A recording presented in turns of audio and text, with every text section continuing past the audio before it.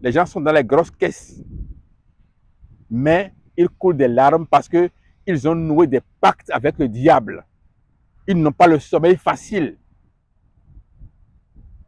Les gens sont dans de belles maisons, mais ils ne sont pas libres de vivre avec leurs épouses dans la même chambre parce que c'est interdit. Des gens sont dans les belles maisons, mais dans la maison, il y a une chambre qui est fermée à clé et la femme ne doit jamais aller là, sinon le fétiche qui est là doit partir.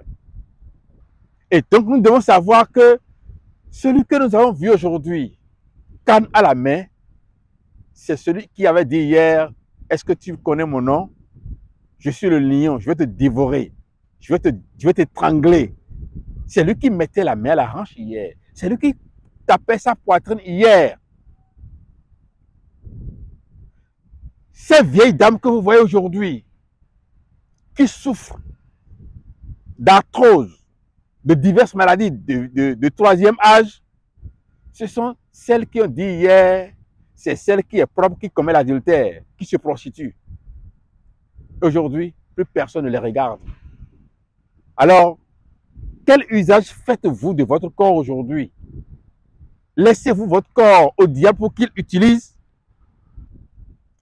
La terre retournera à la terre. Le corps retournera à la poussière. Mais qu'est-ce qui restera de toi, mon frère?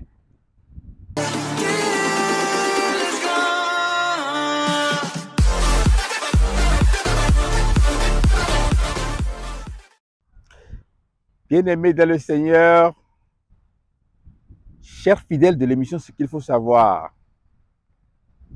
Ce qu'il faut savoir est que chaque jour qui passe nous rapproche de notre Dieu, de la fin de notre séjour sur la terre. Nous faisons les anniversaires, nous voyons passer les jours. Faites un exercice. Allez regarder une de vos photos d'il y a 10 ans. Prenez un miroir et regardez-vous. Vous allez constater que les jours avancent. Et ces jours qui avancent vous rapprochent de la fin de votre séjour sur la terre. C'est pour cela que il y a un prédicateur qui faisait son anniversaire et les gens sont venus lui souhaiter joyeux anniversaire. Ils sont venus donc avec les cadeaux. Et on lui a posé la question de savoir, pasteur, comment vous portez? Et il a répondu, même si le baptiste se déglingue, le locataire se porte bien. Le locataire, c'est toi qui m'écoutes, celui qui habite le corps. Et c'est à lui que je veux parler aujourd'hui. Nous devons savoir ceci. 2 Corinthiens chapitre 5 verset 1. Nous savons en effet que si cette tente où nous habitons sur la terre est détruite, nous avons dans le ciel un édifice qui est l'ouvrage de Dieu, une demeure éternelle qui n'a pas été faite de main d'homme. Nous devons rechercher cette demeure. La demeure qui est dans l'au-delà, qui n'est pas faite de main d'homme. Et donc nous devons savoir que celui que nous avons vu aujourd'hui, canne à la main, c'est celui qui avait dit hier, est-ce que tu connais mon nom? Je suis le lion, je vais te dévorer, je vais t'étrangler. C'est lui qui mettait la main à la hanche hier. C'est lui qui tapait sa poitrine hier. Ces vieilles dames que vous voyez aujourd'hui, qui souffrent d'arthrose, de diverses maladies de troisième âge, ce sont celles qui ont dit hier, c'est celle qui est propre, qui commet l'adultère, qui se prostitue. Aujourd'hui, plus personne ne les regarde. Alors, quel usage faites-vous de votre corps aujourd'hui? Laissez-vous votre corps au diable pour qu'il utilise? C'est pour cela que nous devons savoir.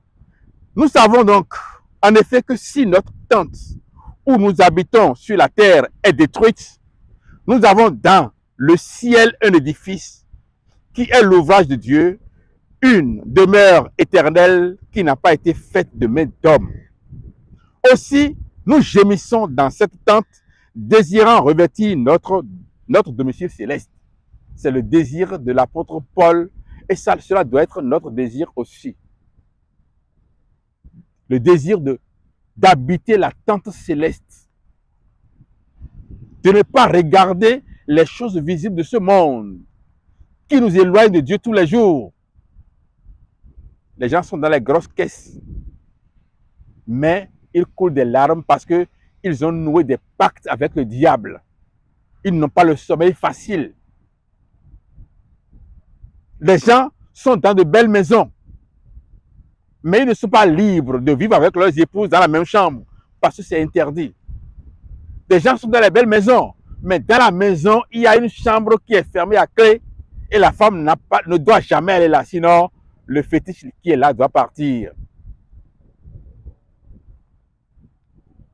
Même si le locataire, même si le bâtisse se déglingue, le locataire se porte bien. Nous devons veiller sur le locataire, l'homme intérieur qui est en nous, celui qui habite en nous. Si du moins nous sommes trouvés vêtus et non pas nus, car tandis que nous sommes dans cette tente, nous gémissons, accablés parce que nous voulons non pas nous dépouiller, mais nous revêtir afin que ce qui est mortel soit englouti par la vie.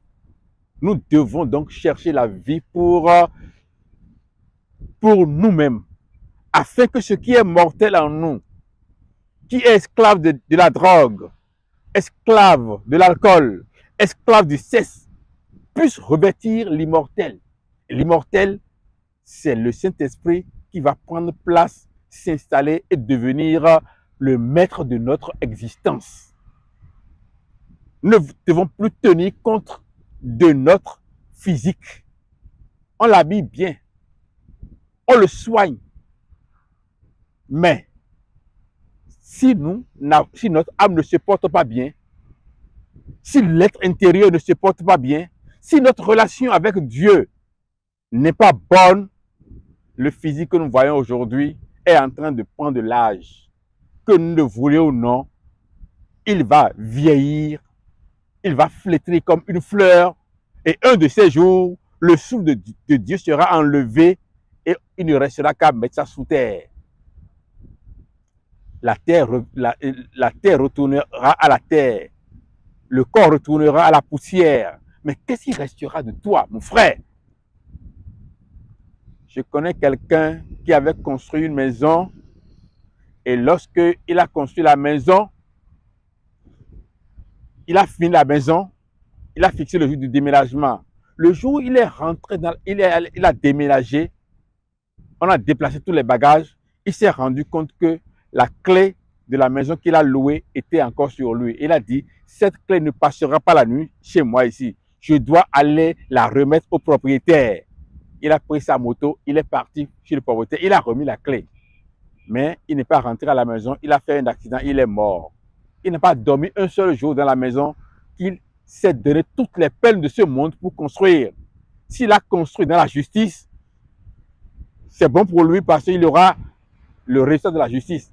Mais s'il a construit la maison dans la tricherie et le vol, il ira rendre compte à Dieu et c'est celui qui ne le salue pas qui va vivre dans la maison. Prenez-en conscience et que Dieu vous bénisse. Amen.